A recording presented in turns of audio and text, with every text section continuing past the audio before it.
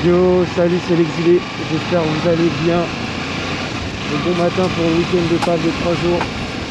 Faites un bon ramadan à tous ceux qui le font. Je vais chauffer les pneus doucement parce que la moto elle est quand même neuve. Hein, si on veut se faire plaisir, pour la faire chauffer. Bon, du coup, j'espère que vous allez bien. On se retrouve aujourd'hui pour une nouvelle vidéo. Cette fois-ci, c'est une vidéo un peu personnelle quand même. Je me demande c'est quoi le gap entre la Ninja 300 que je possède et la Ninja 400. Là, en l'occurrence, une version 2023. C'est une question que je me pose et qui me taraude depuis un petit moment quand même. Est-ce que ça vaut le coup? La Ninja 300 a fait 39 chevaux.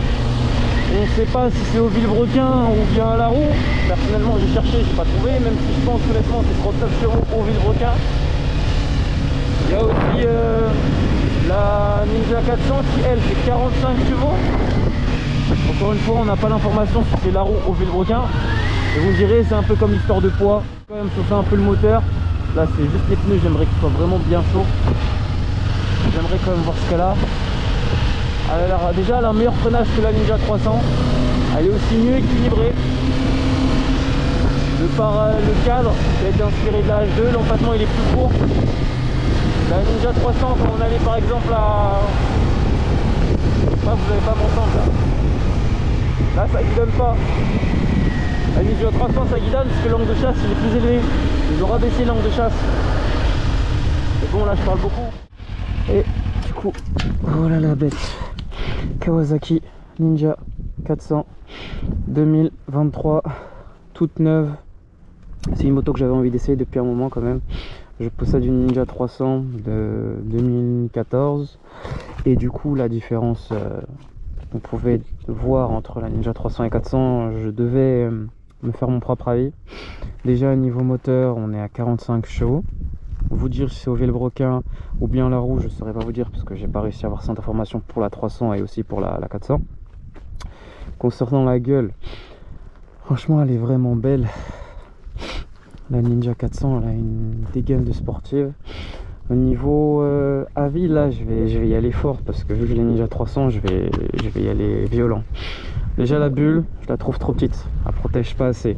Question position sportive, la Ninja 300 elle offre une meilleure protection au vent.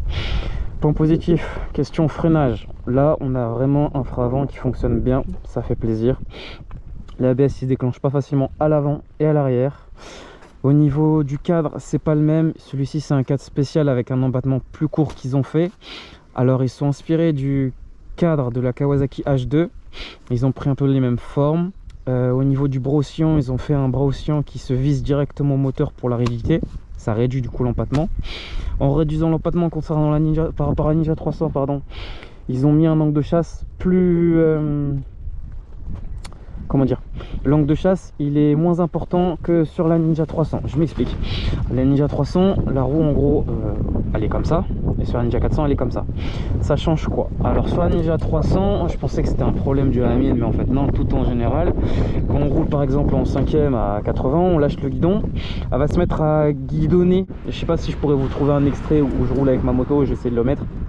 La moto on roule, elle se met à guidonner, on chope le guidon, mais c'est pas un guidonnement violent, c'est un guidonnement léger, il n'y a rien de dangereux. Mais du coup, ils ont réglé ce problème là sur la Ninja 400. Et je trouve que c'est un point positif. Niveau silencieux, il y a toujours la grosse cartouche qu'ils font chez Kawasaki. L'amortisseur arrière, il est réglable en pré-charge comme d'habitude. À l'arrière, on est sur du 220 mm au niveau du disque. À l'avant, on est sur du 320 mm. Il faut savoir que là-dessus, c'est les mêmes étriers. Double piston, exactement les mêmes, c'est à dire que c'est aussi les mêmes plaquettes à noter pour ceux qui seront futurs acheteurs. Question comportement, je trouve que elle est maniable. On a une position, je dirais, plus roadster que la Ninja 300, sauf que j'attendais justement l'inverse. C'est pas les mêmes demi-guidons, mais comme pour voir, normalement de guidon sur les sportifs c'est vraiment sous le tête de fourche, et là c'est au-dessus avec une petite soudure. Position, je la typerais encore plus roadster que la Ninja 300. Sans jeter de fleurs à la Ninja 300 bien sûr. Et si vous voulez que je fasse un test de ma moto la Ninja 300, mettez-le moi en commentaire. Ça me fera plaisir de vous partager un peu la façon dont je roule avec ma moto. Mais sinon en soi niveau moteur, ce qui a changé, ils ont gardé le même bloc. La boîte de vitesse, je sais pas si elle est étalonnée de la même façon. Je sais juste que sur ce moteur là, ils ont augmenté entre guillemets la hauteur, ce qui a permis de passer d'un 300 à un 400. C'est pas un moteur qu'ils ont refait à neuf, c'est quand même la petite descendante de la 250 Ninja. Il y a eu la 300, du coup la mère de la Ninja 400. Sur celui-ci par contre, le bloc de la Ninja 400, ils ont mis les arbres à cam. Je sais pas si vous voyez à quoi ça ressemble. Si vous voulez que je vous fasse vraiment des explications mécaniques bien détaillées, je ferai une vidéo dédiée, mettez-le moi aussi en commentaire. Mais du coup sur la Ninja 400, vu que c'est des motos en soi que les pistards ont tendance à prendre, les petites sportives ou les gens qui veulent se faire la main comme la Ninja 300, ils ont mis sur celui-ci par rapport à la Ninja 300 des arbres à cam forgés. Comment je pourrais employer des termes de manière plus clean parce que là je divague. L'arbre à cam sur ce bloc là, les arbres à cam en tête ils sont forgés. Ça veut dire que quand le moteur tourne au niveau du vilebrequin, il y a une chaîne qui remonte et qui fait tourner les arbres à cam pour ouvrir les soupapes d'échappement et d'admission à un certain moment donné pour pas que le piston il les écrase.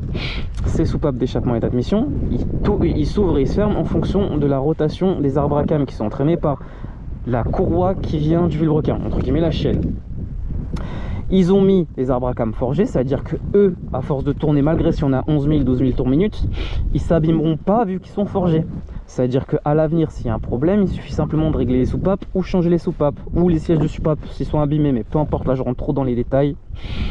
Faut noter que du coup, arbre à cam en tête, forgé, Ninja 300, pas forgé. Voilà, bloc peut-être plus résistant grâce à ça, parce que je pense que c'est des moteurs qui demandent, pour prendre du plaisir, à vraiment y aller dans les tours tout le temps. Et le fait que ce soit forgé, c'est un plus. Question commodo, c'est vraiment plutôt stylé. On a le même commodo, appel de phare, clignotant, klaxon. On a le même tour minute plutôt en mode stylé. Il faut savoir que sur ce modèle là, on a un indicateur de rapport en VKG, le neutre qui s'active là, on a la température d'huile, d'essence. On peut aussi savoir la conso instantanée. Enfin bref, c'est vraiment agréable. Le mètre cylindre avant, c'est pas le même que la Ninja 300 aussi. Mais du coup, la moto demande qu'à être roulée. Suspension, on n'est pas sur des inversés, je trouve ça dommage, ni réglable. Mais bon, ça devrait être plutôt cool. Hein. Au niveau de la consommation, ils estiment 350 km. Mais avec cette moto là tu les fais jamais, parce que j'ai un Ninja 300, si tu roules à 80 en 6ème, oui ça va. Par contre c'est des motos où tu veux prendre du kiff, il faut vraiment être à 8000 minimum. Mais sans borne tu fais un plein, hein. Franchement à faire le con, c'est des motos tellement faciles à prendre en main et tellement ludiques, pédagogiques que elle se laisse facilement emmener. Et franchement c'est une très bonne école, parce que la géométrie de la moto fait que genre t'es facilement à l'aise, facilement en confort. Elle est pas très lourde et du coup si tu veux par exemple faire tes premiers posés de genoux, vraiment faire des choses, elle est vraiment sympathique. Je recommande pour les personnes de petite taille ou les personnes qui veulent s'initier à la piste tout en profitant du permis A2. Bon, sur ce les gars, on se voit tout de suite en roulant et moi je montre sur la Ninja 400.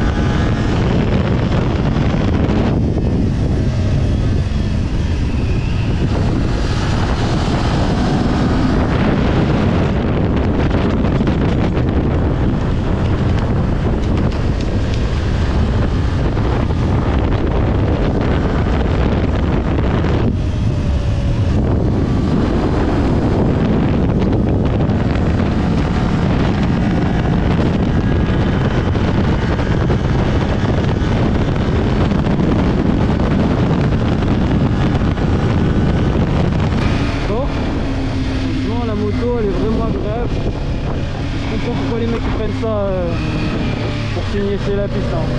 C'est vraiment très ludique. Là tu déranges de là. Moi je vous dis à la semaine prochaine, comme d'habitude tous les vendredis soirs à 17h. Merci à vous la team. Pensez à vous abonner, ça m'aide énormément et ça nous aidera pour les projets futurs. Je vous souhaite de passer une bonne fin de journée, prenez soin de vous et d'ici là, je vous fais des bisous.